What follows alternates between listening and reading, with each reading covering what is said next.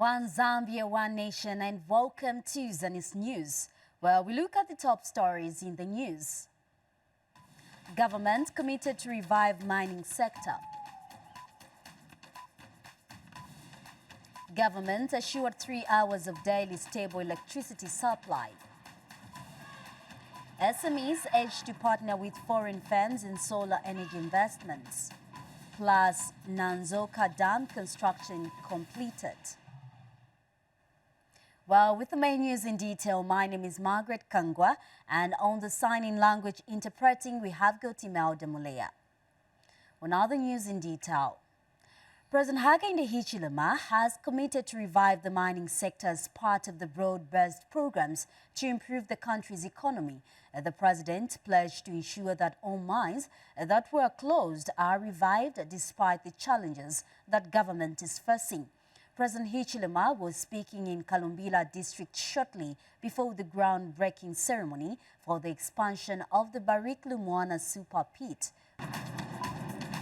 Well, in another item, President Hakainde Hichilema has announced that government and Barrick Lumwana mine have reached an agreement for the modernization of the Lumwana township in Kalumbila district in northwestern province.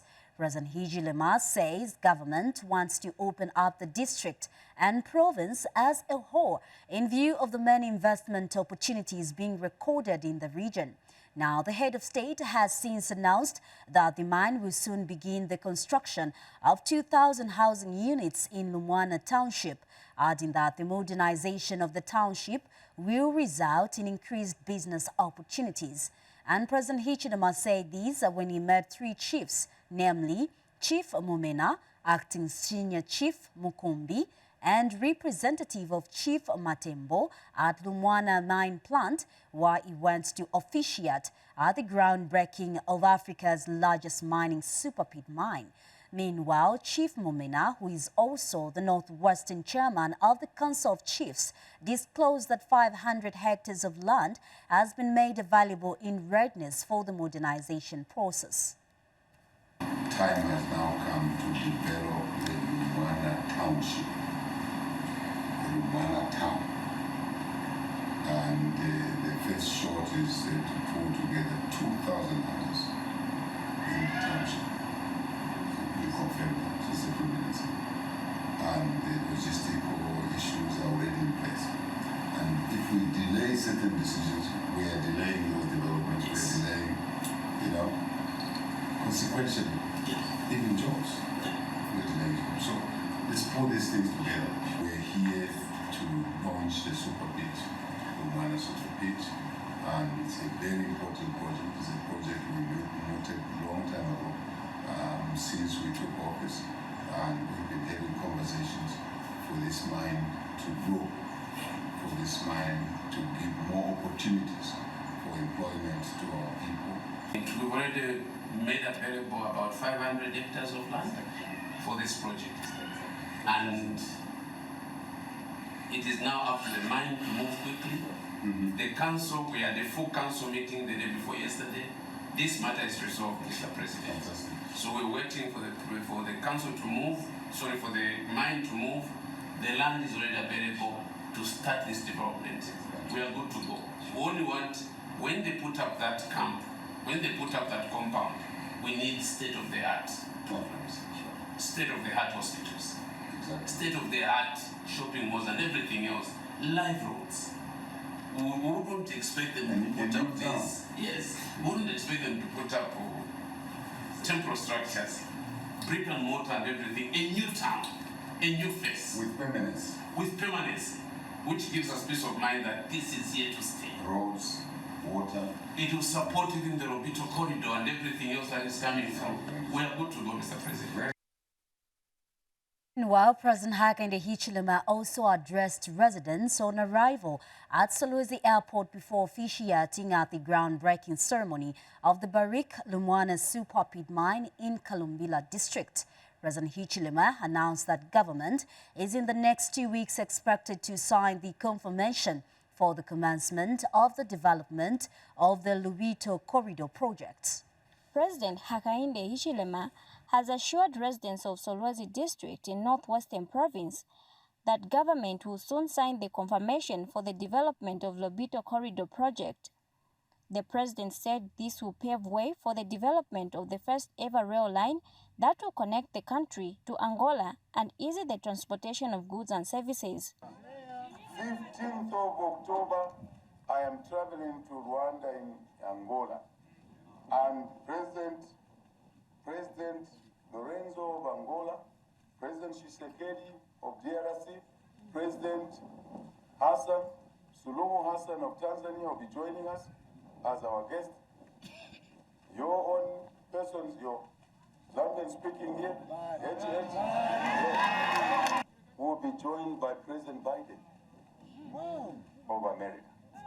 And we are signing confirmation of commencement of the development of the Lobito Corridor, which will include the rail line from Luao into Kanongesha, Mwililunga, and Turuva. The rail line, I will be the first president after Kaunda to build a new rail line in this country. President Hichilema says government is also committed to work on the Mutanda-Chavuma road to improve the road network in Northwestern Province. There's so much to say to you, Amena Solwes. Chairman, I'm aware of M8. This is my home. I'm aware of M8. I'm aware of, if you want, for those who don't know, M8 is Mutanda-Chavuma. I'm aware of Mutanda Mwinilunga. Not just Mwinilunga. Mutanda Mwinilunga killing. I'm aware. I am aware. Only 2 days ago I spoke to the Minister of Finance that we will do one of these roads in 2025. One of to remedy. But I have good news for you. In the next few days, you here will be announcing conclusion of the contracts, the agreements to uplift Mutanda, Kasemba, and Kaoma Road. And Northwestern Province Minister Robert Lihefu has this to say. I'm aware our economy is mind-driven economy, and that is what we have been doing as the president to unlock. This was the first president to unlock the mining industry. Today, you are here for a super pit in Luana Bariki mine. And the 3 members of parliament from the opposition Patriotic Front also addressed the residents. I want to appeal to you. Let us support this president. I want to tell you that what he's doing is laying a damaged foundation. A foundation which was completely buried. He is now rebuilding it. It is very important that when it comes to issues of national unity, we need to come together. As members of parliament, our role is to offer checks and balances. We have a president who is not choosing anyone. Whether you are coming from a different political party, he is giving CTF equally to all constituencies. The president is in Northwestern Province to grace the official launch of the Bariki Lumwana Super Pit mine. For Zanis in Solwazi District, Northwestern Province, I am Mary Ndlovu. We now get to the energy sector. Now, Minister of Energy Makozo Chikote has announced that as of October this year, the country will have at least 3 hours of stable power supply daily for retail consumers. Mr. Chikote says this follows the resumption of full operations of Mamba Energy and normalization of the power imports from Namibia. And speaking during the National Energy Update in Lusaka today, Mr. Chikote says the power situation is expected to continue improving going forward due to various interventions that government is putting in place. And ZESCO Managing Director Victor Mapani says the power utility is only generating about 1,087 megawatts against the demand of 2,400 megawatts, saying the company has engaged in developing other sources of energy such as geothermal, solar, among others. Meanwhile, Energy Regulation Board Chairperson ERB, James Banda, says ERB has received the adjusted power tariffs from ZESCO, which will be subjected to public scrutiny before the approval is considered. With the coming back of Mamba Energy Power to full operation and the normalization of power imports, going forward, we expect to see more stable power supply in the country. I wish to inform the nation that as of October, the country will have at least 3 hours of stable power supply daily for retail customers. The situation is expected to continue improving going forward. We wish to reiterate that as government, this is not our best expected outcome. Therefore, we will continue to pursue further options in order to rescue our economy from the devastating effects of this deficit, power deficit in the country. For Kalungisha, we have engaged fully now. We've managed to secure companies that are going to partner with ZESCO to be able to develop Kalungisha power development, hydropower scheme. At the Kalungisha, we have actually funds also have already been secured for Kalungisha. For the northern circuit, I think on the Lafora River, there's a bit more that needs to be done to get the two governments, the Government Republic of Zambia and that of the Democratic Republic of Congo, to formulate a platform on how to develop the power stations along that river. We have received a renewed application, whose details will publish if not later this evening, earliest tomorrow. And the plan would be to again have a hybrid type meetings, both online and physical, and we hope this time to have one on the Copper Belt as well, and possibly make a decision in the course of next week. While still on the energy sector, now Minister of Small and Medium Enterprises Development, Elias Mubanga, has challenged local entrepreneurs to partner with foreign firms and invest in opportunities created by the energy crisis, such as solar energy. Now, Mr. Mubanga says local entrepreneurs need to take advantage of challenges such as the prevailing energy crisis and engage in businesses such as solar energy solutions. He noted that the current energy crisis, which is as a result of climate change, is an opportunity for innovation and diversification among entrepreneurs, adding that this would not only grow their businesses but benefit the country at large. Mr. Mubanga was speaking during the Zambia News and Information Services ZANIS TV program dubbed Zambia at 60. I'm encouraging entrepreneurs, small businesses, to run their own small, especially in the northern circuit, hydropower, because here we've got rains. In the southern circuit, we need to get into renewable energy.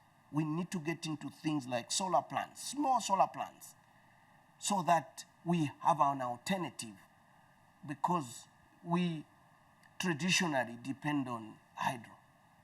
And I'm encouraging our SMEs to have a partnership with the outside world and establish our small media plans for our economy to grow. The government has put up interventions, innovations to show that we care for small and medium businesses and cooperative and entrepreneurs. We, through the Season Economic Empowerment Commission, we're giving loans, very affordable loans, 5 to 12%. Well, we now take our first break. Join us for more interesting stories after this break. Woman Thou Art is a program that offers counsel to the female folk, sharing real-life experiences and providing guidance to the women and young girls on necessary steps and conduct that will help shape and nurture a sober society. Watch Woman Thou Art on Zanis TV every Wednesday at 18:30 hours on the TOPSTAR channel, channel 6 DTT and channel 458 DTH.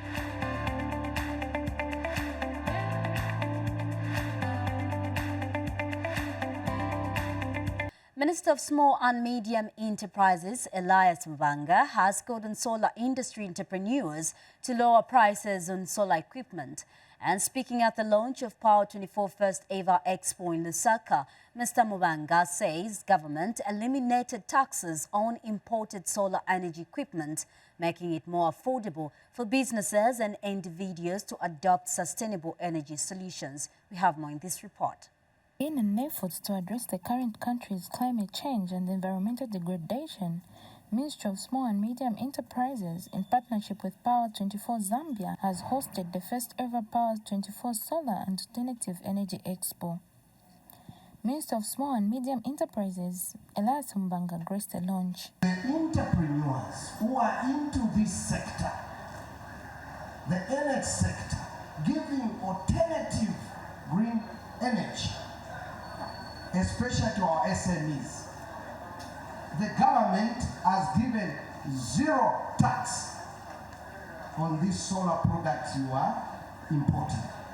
What does that mean? Lower your price. I know now it's a time to make money, but let me tell you, because I'm an entrepreneur, you put your price so high, you'll have maybe just one client in a day. I put my price, and make, of course, some profit. I will have so many plants coming. So please, go for that. One thing you must know, and the president spoke about it, we shall come strong. You are bringing in the solutions. And these solutions is leading to Zambia to come out strong, out of this crisis we have, very, very strong. And the market will stabilize at such a time. We want you to remain in the business. Don't put your pricing so high. The moment the market is satisfied, you'll be kicked out of what? Business. So get your solutions, go with it. Even when we stabilize, very soon we're stabilizing in the power crisis we're going through as a nation, because the government is very firm on this. I've seen it with my own naked eyes that things are being bent in the houses and lives lost. ERB, they are here. I want us to work as a team. We need to list down the credible, certified installers.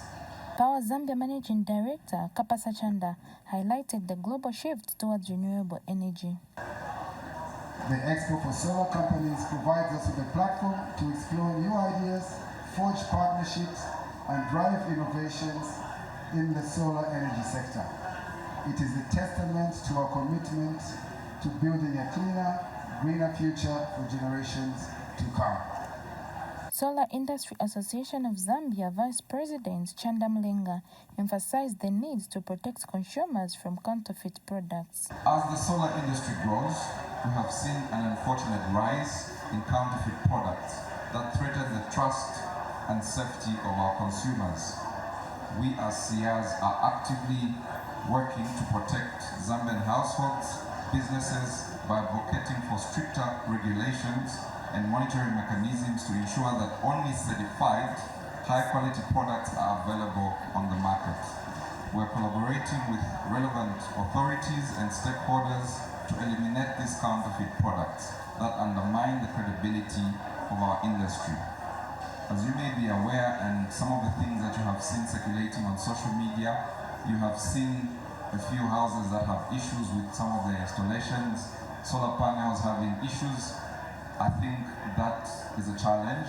One it is that, yes, there is market for solar at the moment. We need to be extremely careful with where we're buying our products from. If you are not certified by...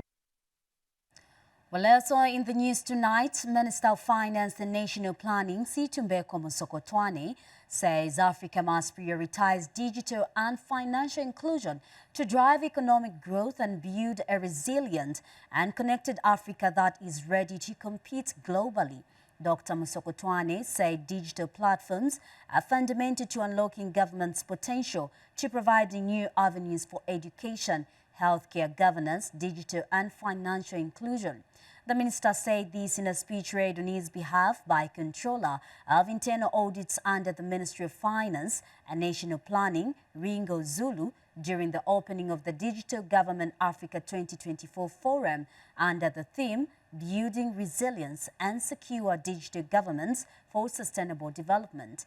And Smart Zambia National Coordinator Percy Chinyama has called for a collaborative approach towards digital transformation. As policymakers, our role is to create an enabling environment. This means implementing forward-thinking policies that will support innovation, reduce barriers to entry for fintech startups, and promote public-private partnerships to bridge the digital divide. Government's development frameworks must also prioritize digital financial literacy programs that will empower citizens to effectively use these new technologies as a pathway towards socio-economic transformation. We need to get to a point where we can collaborate on certain technologies and say, look, this is going to be a constellation that involves so many countries. Why don't we have one agreement?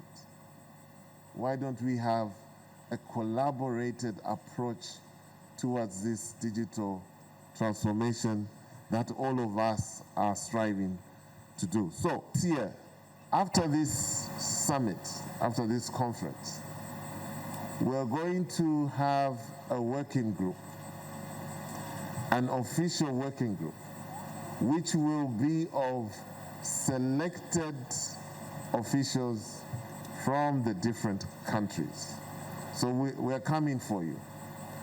This working group will have to meet at least once in a quarter so that we can discuss the common issues. We're not just discussing the DGM meetings, no. The common issues as a work group that are affecting our country and how we can ensure that there's collaboration amongst us.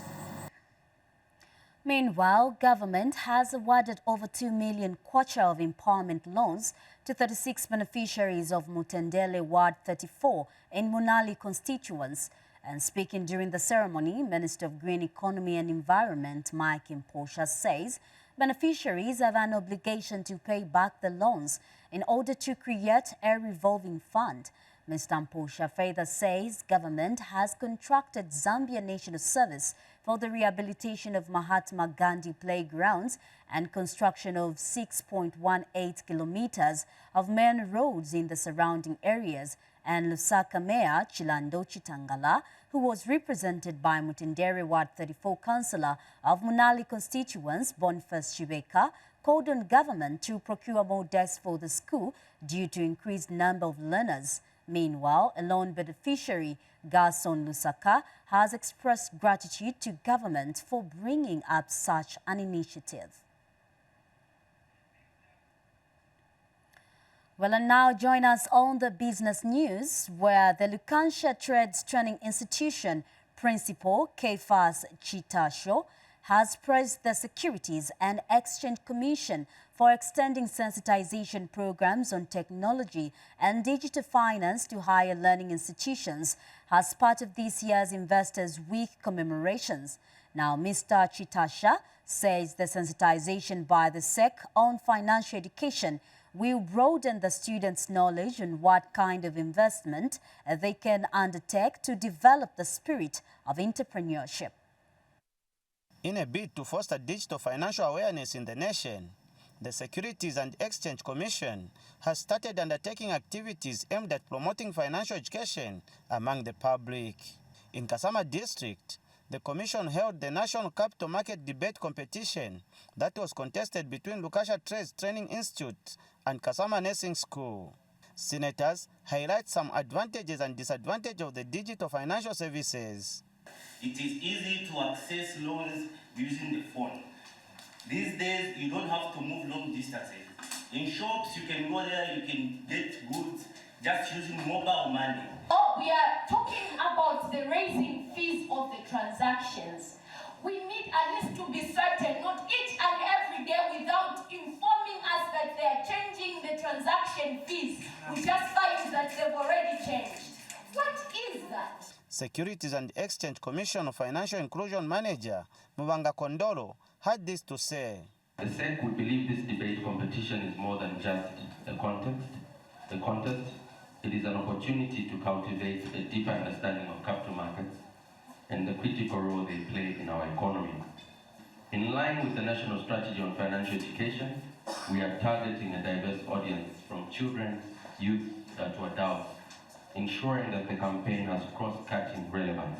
Stakeholders have thanked the Commission for coming up with this program. This debate or these lessons came at the right time where everyone here had to learn one or two issues about how they need to invest their resources. We've had an opportunity to learn one or two things about security, regulations, and policies.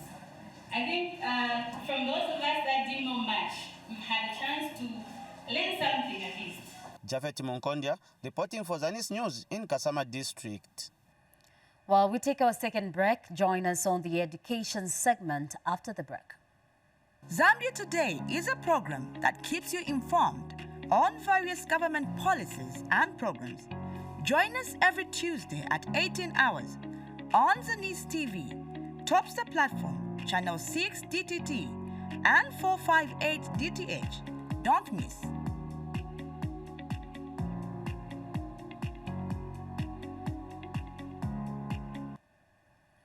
Welcome back, and in case you are just joining us, this is Zanis main news and you're catching us live from the mass media complex area. We continue.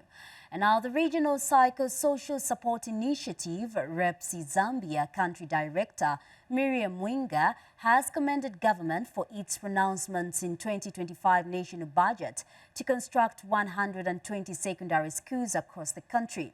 Ms. Mwinga says quality education is vital to an individual's psychosocial mental well-being. We have more in this report. Government, through the 2025 national budget, has earmarked to construct 120 secondary schools across the country to promote improved learning environment and quality education to learners. Stakeholders are thrilled with the government initiative. Regional Psychosocial Support Initiative, REPSI Country Director Miriam Mwinga has since commended the government for this gesture, saying quality education through good infrastructure promotes sustained mental health in pupils. You look at the national budget currently, we have noted that there is an increase in funding, especially towards construction of schools. That is a very positive move by the government. That education, it is a very important aspect of an individual's well-being, and it does contribute positively to the mental well-being of a person, because if somebody receives quality education, it means that already they enhance their self-confidence, their self-esteem goes up, their decision-making abilities is also upheld, and therefore you find that a person who has gone through education can easily be able to live with other people in a manner that has less stress, because they know that they can contribute effectively towards the development of society and can contribute in a manner that also enables them to feel important, and that enhances their mental and psychosocial well-being. So we believe that it is important to provide education to each and every child so that they can also increase their self-confidence. Development economist Dr. Joseph Piri says the 2025 budget was a well-thought budget that will improve the education sector and benefit the people of Zambia. Concessions.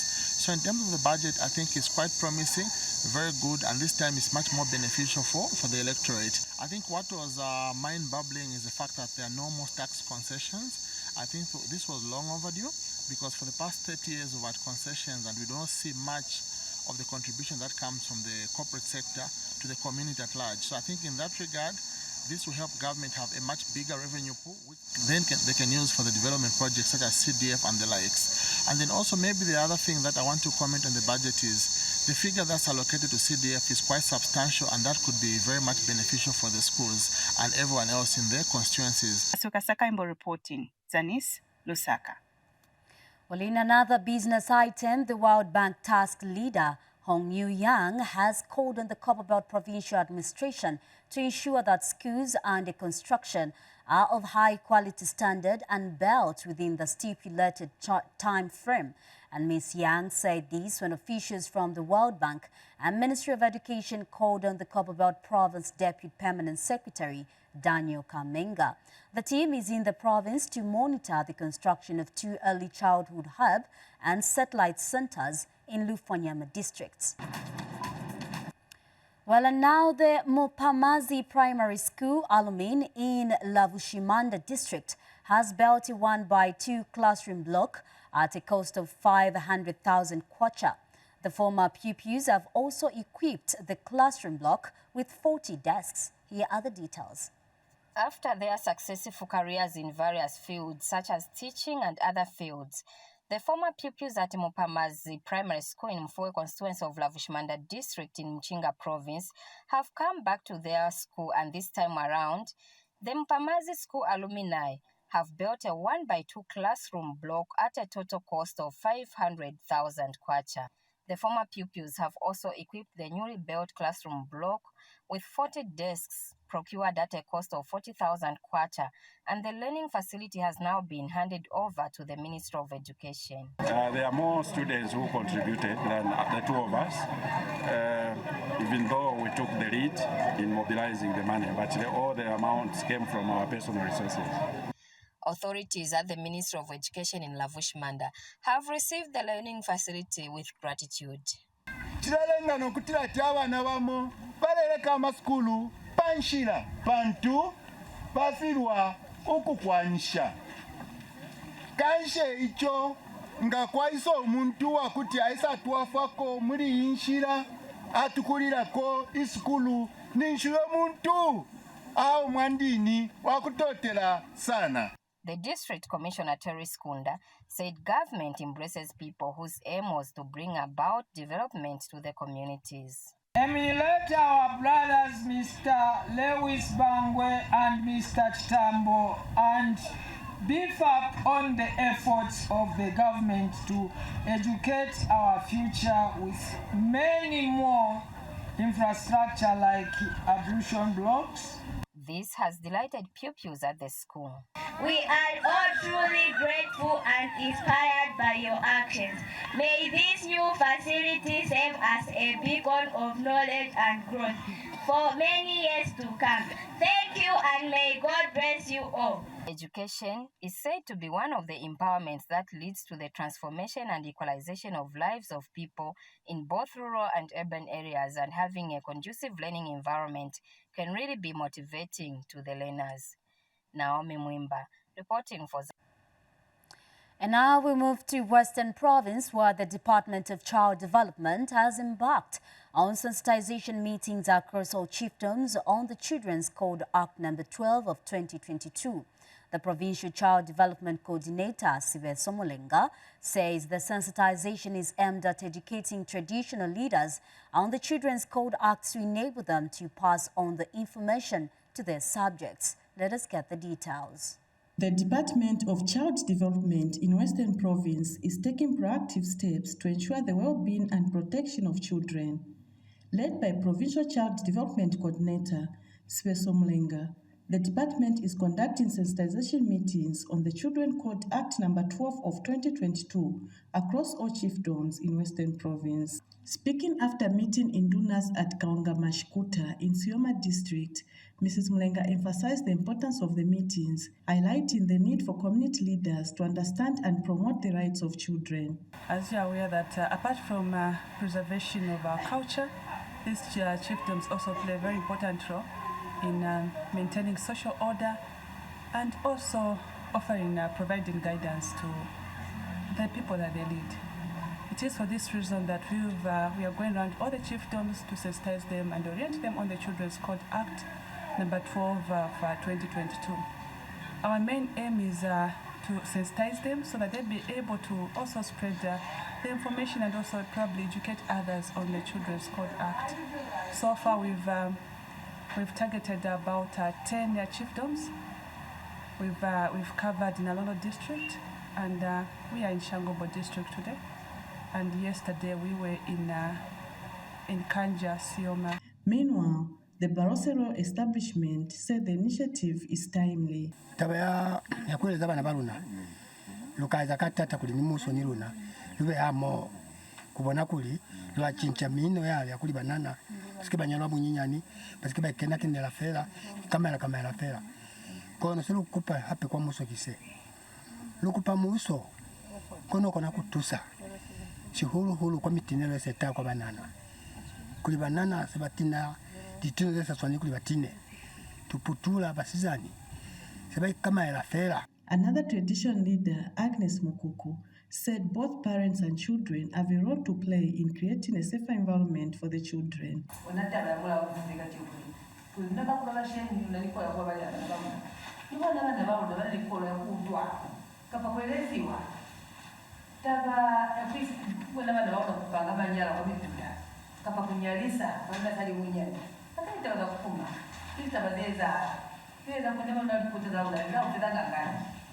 The department is also using innovative approaches such as drama and sketches to sensitize community members. Sifue Mangala, Zanis in Sioma District, Western Province. We now take the last break. We have more interesting stories coming up. How I Made It is a program that delves into the many success stories of different people from all walks of life. Watch How I Made It on Zanis TV every Thursday at 18:30 hours on the TOPSTAR channel, channel 6 DTT and channel 458 DTH.